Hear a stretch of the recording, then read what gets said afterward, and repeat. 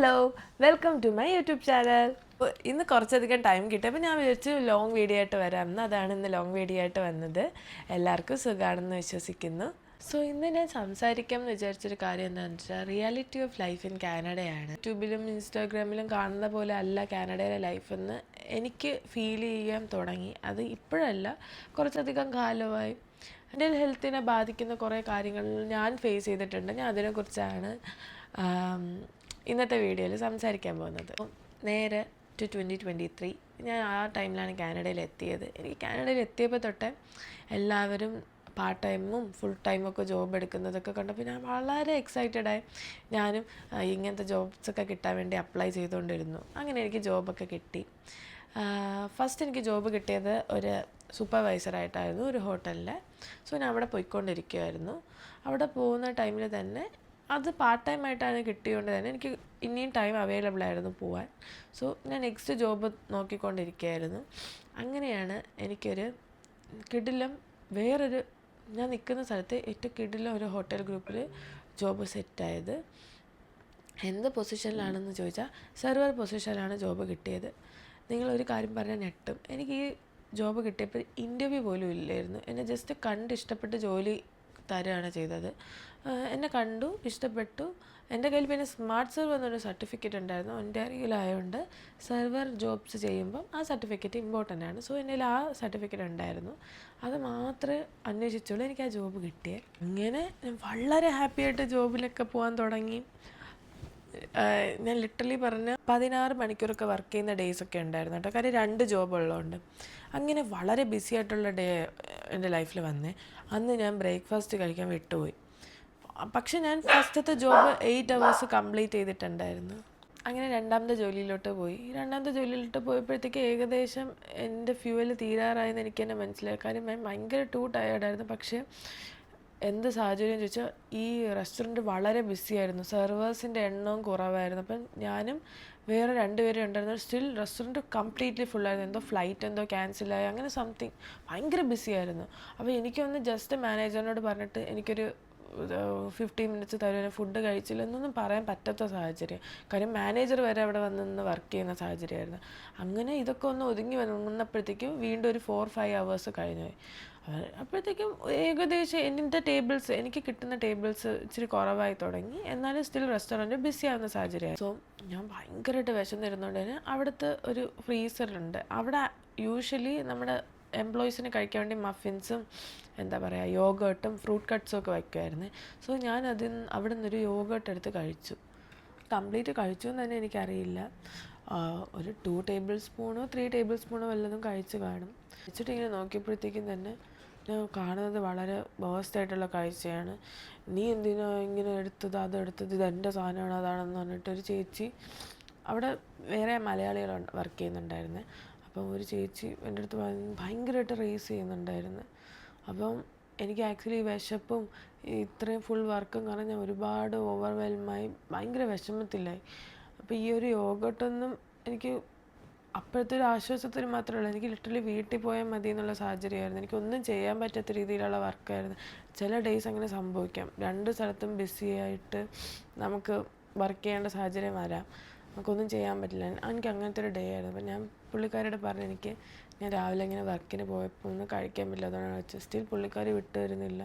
എന്നെ ഭയങ്കരമായിട്ട് കിടന്ന് എന്നോട് റേസ് ചെയ്ത് ഒരുപാട് എന്തൊക്കെയോ പറഞ്ഞു എന്നെ. അന്നത്തെ ദിവസം എനിക്ക് മനസ്സിലാവാൻ തുടങ്ങി ചെറുതായിട്ട്, എന്താ എനിക്ക് കാനഡ പറഞ്ഞിട്ടുള്ളതല്ലേ, നാട്ടിലായിരുന്നെങ്കിൽ ഇങ്ങനത്തെ ഒരു സ്റ്റേജ് പോലും എൻ്റെ ലൈഫിൽ വരില്ലായിരുന്നു. ലൈക്ക് എല്ലാവരും ഉണ്ട്, ഫുഡിനൊന്നും ഒരു ക്ഷാമവും ഇല്ല, എല്ലാവരും ഉണ്ട് വീട്ടിൽ, എല്ലാവരും നോക്കാനുണ്ട്, ഫ്രണ്ട്സിനോട് പോകുമ്പോഴുണ്ട്. ഭയങ്കര നല്ല കണക്റ്റഡ് ആയിട്ടല്ലേ പോകുന്നത്. ഇവിടെ അങ്ങനത്തെ ഒരു സാഹചര്യം അല്ലായിരുന്നു. നമുക്ക് പെട്ടെന്ന് എന്തെങ്കിലും വന്നാൽ പോലും ആരെയും വിളിച്ചാൽ ആരും വരാൻ പറ്റാത്തൊരു സാഹചര്യമല്ലേ. അപ്പം ആദ്യമായിട്ട് ഞാൻ ഇത് ഫേസ് ചെയ്തപ്പോഴത്തേക്കും എനിക്ക് ഭയങ്കര വിഷമമായി. ഞാൻ ജീവിതത്തിൽ ഇത് ആദ്യമായിട്ടാണ് ഫേസ് ചെയ്യുന്നത്. മേ ബി ഇതൊക്കെ ഫേസ് ചെയ്യണമായിരിക്കുമല്ലോ, എല്ലാവരും ഓരോ ഘട്ടത്തിൽ ഫേസ് ചെയ്യുമായിരിക്കുമല്ലോ. പക്ഷെ ഞാനിത് അന്ന് ഇങ്ങനെ ഫേസ് ചെയ്തപ്പോഴത്തേക്കും എനിക്ക് എനിക്ക് എന്തൊന്നും അറിയാൻ, നിങ്ങൾക്ക് കേൾക്കുമ്പോൾ നിങ്ങൾക്ക് ചെറിയ ഇഷ്യൂ തോന്നും, പക്ഷെ എനിക്ക് എന്തെന്ന് പറയാതെ വല്ലാത്ത വിഷമം തോന്നി. എൻ്റെ മനസ്സിലെല്ലാം കൂടി ഇങ്ങനെ കയറി വരാൻ തുടങ്ങി. അച്ഛൻ പറഞ്ഞതെല്ലാം കയറി പോകരുതെന്ന് കാനഡയിൽ, അങ്ങനെ ഒരു നിസ്സാര ഫുഡിൻ്റെ കാര്യത്തിൽ പോലും എനിക്കിങ്ങനെ ഫേസ് ചെയ്യേണ്ടി വന്നപ്പോഴത്തേക്ക് എനിക്ക് ഭയങ്കരമായിട്ട് ഇതായി. ഞാൻ അറിഞ്ഞിട്ടില്ലായിരുന്നു. ഫസ്റ്റ് ഓഫ് ഓൾ അത് പുള്ളിക്കാരിയുടെ ആണെങ്കിൽ അവിടെ മാർക്ക് ചെയ്ത് വെക്കണമായിരുന്നു. പക്ഷെ പുള്ളിക്കാരി അതും ചെയ്തിട്ടില്ല. വീട്ടിലൊക്കെ വന്നപ്പോൾ ഉണ്ടായ സാഹചര്യം തന്നെ വേറെയാണ്. ലൈക്ക് ഞാൻ നോക്കിയപ്പോൾ നാട്ടിൽ നൈറ്റ്. എനിക്കാണെങ്കിൽ എനിക്കിങ്ങനെ ഉണ്ടായ കാര്യം അച്ഛനും അമ്മയടുത്ത് വിളിച്ച് പറയാനും പറ്റുന്നില്ല, ആരുമില്ല. ഞാൻ ഭയങ്കര ഇൻട്രോവേർട്ടാണ് കേട്ടോ. ഇപ്പം ഈ യൂട്യൂബൊക്കെ തുടങ്ങി ഒരിത് സെറ്റായപ്പോഴത്തേക്ക് ഞാൻ വളരെ ക്ലോസ് ആയിട്ട് എനിക്കൊരു ക്ലോസ് സർക്കിളുണ്ട്. ഞാൻ അങ്ങനത്തെ ആൾക്കാരോട് മാത്രം, എനിക്ക് ക്ലോസ് സർക്കിളുള്ള ആൾക്കാർ മാത്രമേ സംസാരിക്കും. എന്തോ എൻ്റെ ക്യാരക്ടർ അങ്ങനെയായിപ്പോയി. ലൈക്ക് ആ വിഷമം കൂടെ കയറി വന്ന്. നാട്ടിലാണെങ്കിൽ അമ്മയും എല്ലാവരും ഉണ്ട്. എനിക്ക് ഫൂന്ന് പറയേണ്ട ആവശ്യമില്ല. ടൈമിങ്ങിന് ഫുഡെല്ലാം കിട്ടും. അങ്ങനത്തെ ഒരു സിറ്റുവേഷനിൽ കൂടെ പോയിക്കൊണ്ടിരുന്നത്. എനിക്കറിയാം ഇവിടെ എല്ലാം ഇൻഡിപെൻഡൻ്റ് ആയിട്ട് ചെയ്യണമെന്ന്. പക്ഷേ അന്നത്തെ ഒരു ദിവസത്തെ സാഹചര്യമാണ് എനിക്കിങ്ങനെ സംഭവിച്ചത്. ഒരു ദിവസത്തെ മിസ്റ്റേക്കാണ് എനിക്ക് ഇങ്ങനത്തെ ഒരു സംഭവത്തിൽ എൻ്റെ മാനസികാവസ്ഥ തന്നെ, മെൻ്റലി തന്നെ എന്നെ ഒരുമാതിരിയാക്കുക. ആൻഡ് ഇനി ട്വിസ്റ്റ് എന്താണെന്നറിയാമോ, ഇതെല്ലാം വിളിച്ചു പറഞ്ഞത് മലയാളിയാണ്. നമ്മൾ വേറൊരു രാജ്യത്ത് നിന്നിരിക്കുന്നത്. അപ്പോൾ നമ്മളിപ്പം എൻ്റെ അടുത്താണ് ഒരാൾ വന്നിങ്ങനെ ചോദിക്കുന്നത്. ഒരുപാട് പേര് ചോദിക്കും, ജോബ് എന്നെ ഒന്ന് റെക്കമെൻഡ് ചെയ്യുമോ അല്ലെങ്കിൽ റെഫറൻസ് തരുമോ, ഇങ്ങനത്തെ കാര്യങ്ങൾ ചോദിക്കും. അപ്പോൾ നമ്മളതൊക്കെ അണ്ടർസ്റ്റാൻഡ് ചെയ്ത് അവരെ സപ്പോർട്ട് ചെയ്ത് നിൽക്കുകയാണ് നമ്മൾ ചെയ്യേണ്ട കാര്യം. പക്ഷേ എനിക്കുണ്ടായതാണെങ്കിൽ നേരെ തിരിച്ചൊരു വേഴ്സസ്റ്റ് സാഹചര്യമാണ്. അത് എനിക്ക് ഒട്ടും അക്സെപ്റ്റ് ചെയ്യാനേ പറ്റിയില്ല. എനിക്ക് ഭയങ്കരമായിട്ടുള്ള വിഷമത്തിൽ എന്നെ കൊണ്ടെത്തിച്ചു. മെൻ്റൽ ഹെൽത്തിന് തന്നെ അത് ബാധിച്ചെന്ന് വേണമെങ്കിൽ പറയാൻ. കാര്യം ഒരു കുഞ്ഞി സംഭവത്തിന് വേണ്ടി എന്തുമാത്രമാണ് ഒരുമാതിരി നാണം കെടുത്തുന്ന പോലത്തെ രീതിയിൽ പറഞ്ഞു എന്നറിയാമോ, ലിറ്ററലി പറഞ്ഞാൽ. എന്നാൽ പുള്ളിക്കാരി ഇങ്ങനെ പറയുന്ന സമയത്ത് വേറെ കനേഡിയൻസ് അവിടെ നിന്ന് അവരൊക്കെ ഒരുമാതിരി നോക്കുന്നുണ്ട്. ലിറ്ററലി പറഞ്ഞൊന്ന് നമ്മൾ മൂവീസിലൊക്കെ ഇങ്ങനെ നാണം കെടുത്തുന്ന കണ്ടിട്ടുള്ളൂ ഞാൻ സീരിയസ്ലി ഒരാൾ. പക്ഷെ എനിക്കത് പേഴ്സണൽ ലൈഫിൽ വന്നപ്പോഴത്തേക്കും തീർന്നു. എനിക്ക് പിന്നെ കാനഡയിൽ നിൽക്കാനേ തോന്നിയില്ല കേട്ടോ. എനിക്ക് എങ്ങനെയാണ് നാട്ടിൽ പോകണം. പക്ഷെ എനിക്ക് അന്നത്തെ സമയത്ത് ഈ വിഷമം ആരെയും വിളിച്ച് പറയാനൊന്നും പറ്റില്ല. എനിക്കെൻ്റെ വിഷമം ആരോടെങ്കിലും കൂടെ ഷെയർ ചെയ്തില്ലെങ്കിലുണ്ടല്ലോ ഭയങ്കരമായി എന്ത് വല്ലാത്തൊരു ക്യാരക്ടറാണ്. എനിക്കറിയാം എൻ്റെ ക്യാരക്ടർ ഞാൻ തന്നെ ശരിയാക്കണം എല്ലാം എനിക്കറിയാം. പക്ഷേ എനിക്ക് ഭയങ്കരമായിട്ടൊരു ബാഡ് നെഗറ്റീവ് വൈബായിരുന്നേ ഉണ്ടായത്. അങ്ങനെ ഞാൻ ഒരു സപ്പോർട്ടിന് കിട്ടാൻ വേണ്ടി എൻ്റെ ചേട്ടനെ ചേച്ചിയെ വിളിച്ച് ഞാൻ ജസ്റ്റ് അവരോട് എൻ്റെ വിഷമങ്ങളൊക്കെ പറഞ്ഞപ്പോഴത്തേക്കും ഞാൻ ഒന്ന് ഓക്കെ ആയി. അതാണ് ഒരു സാഹചര്യം. ഇനി രണ്ടാമത്തെ വർക്ക് പ്ലേസ് എന്നാലും അടിപൊളി. എനിക്ക് ഭയങ്കരമായിട്ട് ഇഷ്ടപ്പെട്ടൊരു വർക്ക് പ്ലേസ് ആയിരുന്നു. അതൊരു ഹോസ്പിറ്റലായിരുന്നു ഞാൻ വർക്ക് ചെയ്തത്. നല്ല ടീം, എല്ലാവരും കൊള്ളാം. മാനേജേഴ്സും സൂപ്പർവൈസേഴ്സും ആണെങ്കിൽ സൂപ്പർ, ഒരു നല്ല ടീമായിരുന്നു. നമ്മുടെ ജോലി കൃത്യമായിട്ട് ചെയ്യും കേട്ടോ, കൃത്യമായിട്ട് ചെയ്യും. എല്ലാം പെർഫെക്റ്റ്ലി ചെയ്യും. എസ്പെഷ്യലി ഞാനാണെന്നുണ്ടെങ്കിൽ എനിക്കൊരു വർക്ക് തന്നെ എനിക്കത് പെർഫെക്റ്റായിട്ട് ചെയ്ത് തീർത്തില്ല എന്നുണ്ടെങ്കിൽ എനിക്ക് ഭയങ്കര ഇറിറ്റേഷനാണ്. ഞാൻ എൻ്റെ വർക്ക് പെർഫെക്റ്റായിട്ട് ചെയ്ത് തീർക്കുക. ടീമും എല്ലാവരും അടിപൊളിയായിട്ടുള്ള ആൾക്കാരാണ്.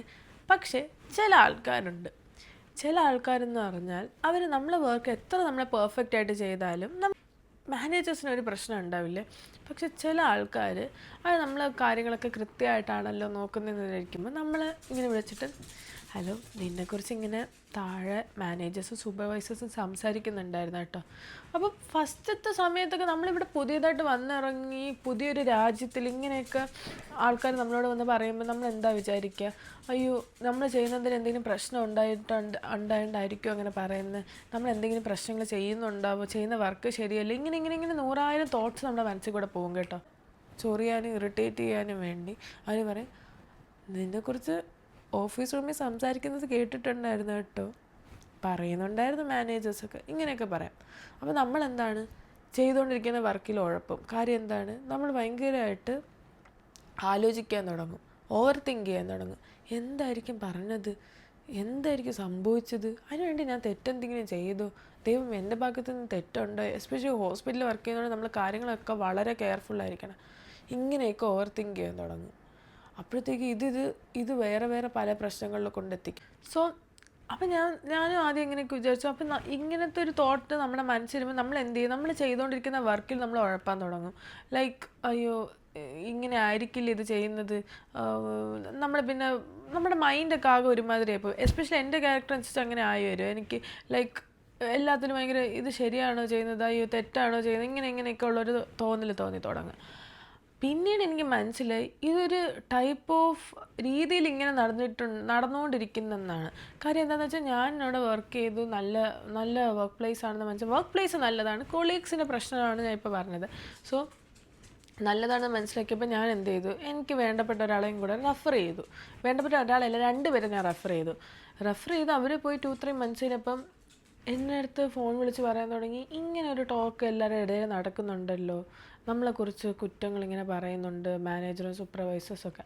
അപ്പോൾ എനിക്ക് മനസ്സിലായി, ഓക്കെ ഇത് ലൈക്ക് കുറേ ഷിഫ്റ്റ് കിട്ടാൻ വേണ്ടി ഇപ്പം നമ്മളുടെ മൈൻഡിൽ ഇങ്ങനെയൊക്കെ തോന്നുമ്പോൾ നമ്മൾ മൊത്തത്തിൽ കൊണ്ടങ്ങ് ഡൗൺ ആവില്ല. ഡൗൺ ആകുമ്പോഴത്തേക്ക് എന്താ സംഭവിക്കുക, നമുക്ക് നേരിട്ട് വർക്കിന് വരണം എന്നും തോന്നില്ല, നമ്മുടെ വർക്ക് പ്ലേസ് നമുക്ക് ഇഷ്ടപ്പെടാതെയാവും, അങ്ങനെ 100,000 കാര്യങ്ങൾ നമ്മുടെ ഉള്ളിൽ സംഭവിക്കും. സോ എന്ത് പറ്റുമെന്ന് ചോദിച്ചാൽ നമുക്ക് സ്വാഭാവികമായിട്ടും ഇനി ഷിഫ്റ്റിന് വരണ്ട, നമുക്ക് പോകാൻ, നമുക്ക് ആ വർക്ക് പ്ലേസ് ഇഷ്ടമല്ല എന്നുള്ള രീതിയിൽ മൈൻഡിൽ തോന്നാൻ തുടങ്ങും. അങ്ങനെ ഒരു ഇത് ഉണ്ടാക്കിയെടുക്കാൻ വേണ്ടിയിട്ടാണ് ഇങ്ങനൊരു ഗെയിം നമ്മുടെ വേറെ കൊളീഗ്സ് കളിക്കുന്നതെന്ന് എനിക്ക് പിന്നീടാണ് മനസ്സിലായി തുടങ്ങിയത്. അല്ലാണ്ട് നമ്മുടെ സൂപ്പർവൈസേഴ്സോ മാനേജേഴ്സോ വിളിച്ച് നമ്മളെ പ്രോബ്ലം പറയാതെ ബാക്കി ആൾക്കാർ ഇങ്ങനെ പറയണ കേട്ടിട്ട് നമ്മളത് മനസ്സിൽ വച്ചുകൊണ്ട് നടക്കേണ്ട ആവശ്യമില്ലെന്ന് പിന്നീടാണ് എനിക്ക് മനസ്സിലായത്. അങ്ങനെ ഇവിടെ വന്നതിന് ശേഷം ഒരുപാട് ലെസൺസ് ഞാൻ പഠിച്ചു. സോ എല്ലാവരും കാണുന്ന പോലെ കാനഡ ഭയങ്കര അടിപൊളിയാണ്, എല്ലാം കൊണ്ടാണ് കാനഡ അടിപൊളിയാണ്, ലൈഫ് സ്റ്റൈൽ അടിപൊളിയാണ്. ലൈക്ക് ഞാൻ ഇപ്പം വേറൊരു കാര്യം പറഞ്ഞുതരാം കേട്ടോ. ലൈക്ക് നമ്മളൊരു ഫുഡ് വാങ്ങാൻ വേണ്ടി, അല്ലെങ്കിൽ ഒരു ജങ്ക് ഫുഡ്, ഒരു മക്ഡൊണാൾഡ്സിൽ ബർഗർ തന്നെ വാങ്ങാൻ വേണ്ടി പോകുന്നതെന്ന് വിചാരിച്ചാൽ കൃത്യമായിട്ട് കലോറി എത്രയുണ്ട്, അതിന് എത്ര മാത്രമാണ് അതിൽ ഫാറ്റ്, ഇങ്ങനത്തെയൊക്കെ ഉള്ള കാര്യങ്ങൾ എഴുതി വെച്ചിട്ടുണ്ട്. മക്ഡൊണാൾഡ്സിലല്ല, പിന്നെ എല്ലാ കടയിലും പോകുമ്പോൾ നോട്ട് ചെയ്യുന്ന സംഭവമാണ്. നമ്മളൊരു റെസ്റ്റോറൻറ്റിൽ പോയി തന്നെ ഓർഡർ ചെയ്യുമ്പോഴത്തേക്കും എല്ലാം ഇങ്ങനത്തെ കുറേ കാര്യത്തിന് ഇവിടെ ഇമ്പോർട്ടൻസ് കൊടുക്കുന്നുണ്ട്. പിന്നെ ഹെൽത്ത്, അതുപോലെ തന്നെ മണിയൊക്കെ പ്രോപ്പറായിട്ട് നോക്കിയും കണ്ടുമൊക്കെ ഉപയോഗിച്ചാൽ മാനേജ് ചെയ്യാൻ പറ്റും എന്നാണ് ഞാൻ വിശ്വസിക്കുന്നത് ഇവിടെ. കാര്യം നമ്മുടെ ചിലവുകൾ നമുക്കല്ലാതെ വേറെ ആർക്കും അറിയില്ലല്ലോ, അപ്പം നമ്മളാണത് കൃത്യമായിട്ട് നോക്കിയും കണ്ടും ചെയ്യേണ്ടത്. സോ അങ്ങനെ ചെയ്യുകയാണെന്നുണ്ടെങ്കിൽ മണിയും കുറേ മാനേജ് ചെയ്ത് പോകാൻ പറ്റുമെന്ന് വിശ്വസിക്കുന്നു. ഇങ്ങനെ കുറേ നല്ല കാര്യങ്ങളുണ്ട്, പക്ഷേ എനിക്ക് സംഭവിച്ച നെഗറ്റീവ് കാര്യങ്ങളൊക്കെ വെറൈറ്റി ആയിട്ടുള്ള കാര്യങ്ങളാണ്. എല്ലാവരും റേസിസം അത് ഇതാണെന്ന് പറഞ്ഞെങ്കിൽ ഞാൻ റേസിസം ഫേസ് ചെയ്തിട്ടുണ്ടെന്ന് ചോദിച്ചാൽ ഭയങ്കരമായിട്ട് ഫേസ് ചെയ്തിട്ടില്ല, ഒരെണ്ണം വല്ലതും ബസ്സിലിരുന്നപ്പോൾ ഒറ്റ ഇൻസിഡൻറ്റ്. ആ ഇൻസിഡൻറ്റ് പോലും എനിക്ക് പ്രോപ്പറായിട്ട് ഓർമ്മയില്ല. ഇരിക്കാൻ എന്തോ സീറ്റ് കിട്ടാത്ത സമയത്ത് ആരോ എന്തോ ഇങ്ങനെ പറയുന്നുണ്ടായിരുന്നു നമ്മളെ ഇന്ത്യൻസിനെ കുറിച്ചിട്ട്. ആക്ച്വലി ഇന്ത്യൻസിനെ കുറിച്ച് ഇങ്ങനെയൊക്കെ വരുത്തിയെടുത്തത് ഇവിടെയുള്ള ഇന്ത്യൻസ് തന്നെയാണ്. സോ എനിക്ക് അതിനെക്കുറിച്ച് കൂടുതൽ ഇനി പറയാനൊന്നുമില്ല. എല്ലാവരും പെർഫെക്റ്റ് അല്ല, എല്ലാവർക്കും എല്ലാവരുടേതായിട്ടുള്ള രീതിയിൽ മിസ്റ്റേക്സ് പറ്റും. പക്ഷേ എൻ്റെ ജീവിതത്തിലുണ്ടായതെല്ലാം മലയാളികൾ തന്നെയാണ് എനിക്കിവിടെ വന്നിട്ട് നല്ല രസമായിട്ടുള്ള പണികൾ തന്നിട്ടുള്ളത്. അത് ഞാൻ പ്രൂവ് ചെയ്തും തേർഡ് പേഴ്സണും കാണിച്ചു കൊടുത്തിട്ടുണ്ട്. സോ കാനഡയിൽ വരുമ്പോൾ നമ്മൾ എല്ലാം കൊണ്ട് ഭയങ്കരമായിട്ട് പ്രിപ്പയർ ചെയ്ത് വേണം വരാൻ. എങ്ങനത്തെ വർക്ക് എടുക്കുന്നു, ആ വർക്ക് കാരണം നമ്മുടെ മെൻ്റൽ ഹെൽത്ത് എത്രമാത്രം നല്ലതായിരിക്കും, മെൻ്റൽ ഹെൽത്തിന് പ്രശ്നങ്ങളുണ്ടാവും എന്നൊക്കെ ഒരുപാട് പേര് എനിക്കറിയാം. അവർ മെൻ്റൽ ഹെൽത്ത് ഡാമേജ് ആയാലും സഹിച്ച് പിടിച്ചൊക്കെ അവിടെ ചെന്ന് വർക്ക് ചെയ്യാം. പക്ഷെ എന്നെക്കൊണ്ട് എന്തായാലും അങ്ങനത്തെ കാര്യങ്ങൾ പറ്റത്തില്ല. ഞാൻ കൃത്യമായിട്ട് എൻ്റെ മെൻ്റൽ ഹെൽത്ത് ഡാമേജ് ആണെന്ന് തോന്നി ഞാൻ അപ്പം എൻ്റെ ക്യാരക്ടർ ഇങ്ങനെയാണ്, ഞാൻ അപ്പം ആ വർക്ക് പ്ലേസിൽ നിന്ന് ഇറങ്ങും. അങ്ങനെ ഇറങ്ങിയ ഒരു സ്ഥലമാണ് ഞാൻ ആദ്യം പറഞ്ഞൊരു സ്ഥലം. സോ കാനഡയിൽ വരാനിരിക്കുന്നവർക്ക് എനിക്ക് പറയേണ്ടത് എന്താണെന്ന് വെച്ചാൽ, നമ്മൾ ഈ വക കാര്യങ്ങളിലും ഇങ്ങോട്ട് വരുമ്പോൾ നല്ല രീതിയിൽ കുക്കിങ്ങും ക്ലീനിങ്ങും സെൽഫായിട്ടുള്ള കാര്യങ്ങൾ പഠിക്കുന്നതിനുപരി ഇങ്ങനത്തെ ഉള്ള ആൾക്കാരും ഇവിടെ ഉണ്ടാകുമ്പോൾ അവരെ എങ്ങനെ ഫേസ് ചെയ്യണമെന്നും ഇതൊക്കെ എങ്ങനെ നമ്മുടെ ഉള്ളിലെടുക്കണം എന്നും നമ്മൾ പഠിക്കണം. കാര്യം ഞാനിവിടെ വന്നിറങ്ങിയപ്പോൾ എനിക്ക് ഇങ്ങനത്തെ ഒരു നോളേജ് ഇല്ലായിരുന്നു. ഞാൻ വിചാരിച്ചു ഓക്കെ മലയാളികൾ നമ്മുടെ അടുത്തുനിന്ന് നമ്മുടെ പ്ലേസിൽ നിന്നുള്ള ആൾക്കാരല്ലേ, നമ്മളെ കുറേ കൂടെ മനസ്സിലാക്കുമല്ലോ എന്നൊക്കെ വിചാരിച്ചു. ഇവന്തോ ഞാൻ ആദ്യം പറഞ്ഞില്ല ഇൻസിഡൻറ്റ്, പുള്ളിക്കാരിനെ കണ്ട് ഞാൻ ഒരുപാട് ചെറുതായിരുന്നു. പുള്ളിക്കാരി എന്നെയും കൊണ്ട് ഒരു 5 to 6 പ്രായത്തിൽ തന്നെ മൂത്ത ഒരാളായിരുന്നു. ചേച്ചി എന്ന് വിളിച്ചുകൊണ്ടിരുന്നത്. സ്റ്റിൽ എല്ലാവരും ഒരുപോലെ ഇരിക്കില്ല നമ്മളോട്. ചിലപ്പം നമ്മൾ പോലും വിശ്വസിക്കാത്ത രീതിയിൽ നമ്മുടെ ബാക്കിൽ സംസാരിക്കുന്നത് തന്നെ ഇങ്ങനത്തെ ആൾക്കാരായിരിക്കും. So be very careful about them. So എൻ്റെ ഈ ഒരു വീഡിയോ ലിറ്ററലി പറഞ്ഞാൽ എൻ്റെ ലൈഫിലുണ്ടായ കാര്യം തന്നെയാണ് ഞാൻ പറഞ്ഞിരിക്കുന്നത്. ഞാൻ വേറെ ആരും ഉപമിച്ചല്ല പറഞ്ഞിരിക്കുന്നത്. സോ നിങ്ങളും കെയർഫുള്ളായിരിക്കണം. ഇവിടെ കയറി വരുമ്പോൾ ഇങ്ങനത്തെ കാര്യങ്ങളൊക്കെ ഫേസ് ചെയ്യേണ്ടി വരുമല്ലോ എന്നൊക്കെ ഓർത്തിട്ട്. അല്ലെങ്കിൽ കാനഡയാണെങ്കിൽ ഇറ്റ്സ് എ ഗുഡ് പ്ലേസ്. ഇവിടെ എല്ലാവരും അവരവരുടെ കാര്യം നോക്കി ജീവിക്കുന്നവരാണ്. നാട്ടിലുള്ള ഒരു വൈബേ അല്ല ഇവിടെ. സോ ഇവിടെ നമ്മൾ ഇനി റെസിഡൻഷ്യൽ ഏരിയ ഇങ്ങനെയൊക്കെ നമ്മൾ ജീവിക്കുന്ന കമ്മ്യൂണിറ്റിയിൽ വരുമ്പോൾ ഫ്രണ്ട്സുമായിട്ടൊക്കെ ജീവിക്കുമ്പോൾ നല്ല രസമാണ് കേട്ടോ. പക്ഷെ ഒറ്റയ്ക്ക് മാറി ജീവിക്കുമ്പോഴത്തേക്കും നമ്മൾ വേറൊരു വൈബായിരിക്കും. നമ്മൾക്ക് നമ്മുടെ കാര്യം നോക്കി നമ്മളെ വിളിക്കാൻ നമ്മളെ കുറച്ച് ഫ്രണ്ട്സ് വീട്ടുകാർ മാത്രമേ ഉണ്ടാവുള്ളൂ. അല്ലാതെ അപ്പുറത്തെ വീട്ടുകാരോ ഇപ്പുറത്തെ വീട്ടുകാരോ ആരും ഒന്നിനും നമ്മളെ കൂടെ, എനിക്ക് ഇന്നേ വരെ ആരും ഒന്നിനും സപ്പോർട്ടോ ഒന്നും വന്നിട്ടില്ല നമ്മുടെ നാട്ടിലുള്ള പോലെ. സോ എല്ലാം കൊണ്ട് പ്രിപ്പയർ ആയിട്ട് വേണം കാനഡയിൽ വരാനിരിക്കുന്നവർ. എൻ്റെ ഇന്നത്തെ വീഡിയോ ഇത്രയേ ഉള്ളൂ. ജസ്റ്റ് ഒരു പ്രിക്കോഷൻ പോലെ തന്നിരിക്കുന്നു. അതായത് ബാക്ക് സ്റ്റാബിങ് വരുന്ന ആൾക്കാരെ എങ്ങനെ ഫേസ് ചെയ്യണം എന്ന് നിങ്ങൾ പഠിക്കണം. പിന്നെ വർക്ക് പ്ലേസിൽ നമ്മളെ ഇമോഷണലി മെൻ്റലി ഡ്രെയിൻ ചെയ്യുന്ന ആൾക്കാരെ എങ്ങനെ ഫേസ് ചെയ്യണം എന്ന് പഠിക്കണം. വർക്ക് പ്ലേസിൽ എന്തെങ്കിലും നിങ്ങളെ ഹ്യൂമിലേഷൻ അല്ലെങ്കിൽ നിങ്ങൾക്ക് മനസ്സിൽ വിഷമം ഉണ്ടായ സാഹചര്യം, നല്ല ഡീപ്പായിട്ട് വിഷമം ഉണ്ടായ സാഹചര്യത്തിൽ പോലും നിങ്ങൾ എത്രമാത്രം സ്ട്രെങ്ത്തോടെ നിൽക്കണം. ഇങ്ങനെയൊക്കെയുള്ള കുറച്ച് മെൻ്റലി ഉള്ള കാര്യങ്ങൾ നിങ്ങൾ പഠിച്ചിട്ട് വേണം ഇങ്ങനത്തെയൊക്കെ കൺട്രീസിൽ വരാൻ. ഇന്നത്തെ വീഡിയോയിൽ അതൊക്കെയാണ് പറയാൻ ഉദ്ദേശിച്ചത്. എൻ്റെ വീഡിയോ നിങ്ങൾക്ക് ഇഷ്ടപ്പെടുന്നെങ്കിൽ please do like, share and support me. എനിക്ക് ഇന്ന് വീഡിയോ എടുക്കണേ മുന്നേ നോക്കിയപ്പോഴത്തേക്കും 80 സബ്സ്ക്രൈബേഴ്സ് ഉണ്ട്. Thank you so much for that. Next ഒരു നല്ല വീഡിയോ ആയിട്ട് വരാം. അതുവരെ ബൈ. വീഡിയോയ്ക്ക് വരെ കാണാം. സോറി.